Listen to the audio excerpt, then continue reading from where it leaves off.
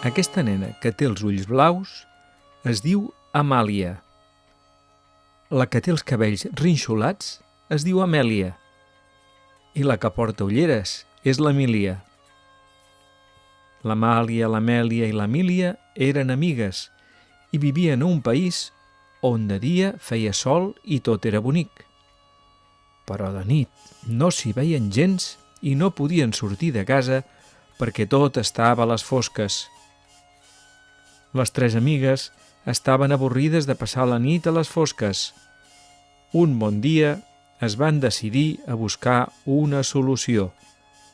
Havien sentit a parlar d'un país on a les nits hi havia una gran llum al cel que il·luminava la gent.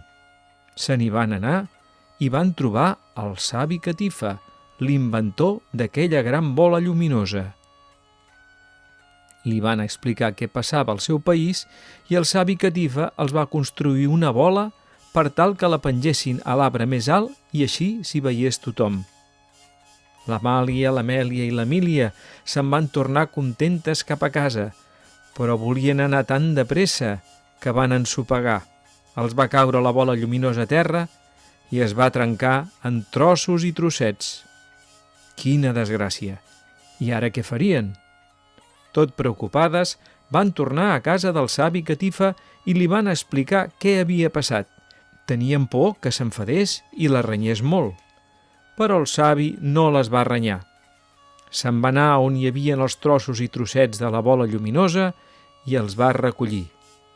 Com va poder, va fer una altra bola. «Perquè no torni a passar res, la llançaré ben amunt cap al cel». I zap! Amb la seva vareta màgica va fer que se n'anés tan lluny com va poder. Els trossets petits també els va enviar cap amunt, cap aquí, cap allà i més enllà. Zip, zip, zip, zip. I és així com al país de l'Amàlia, l'Amèlia i l'Emília, ara, al cel, quan el sol se'n va dormir, hi ha una gran bola lluminosa que en diuen la lluna i unes petites espurnes que en diuen les estrelles. I sabeu què va passar també? Doncs que un trosset petit de bola lluminosa que havia quedat a terra se'l va menjar una cuca i des d'aquell dia que li fa llum la panxa i en diuen cuca de llum.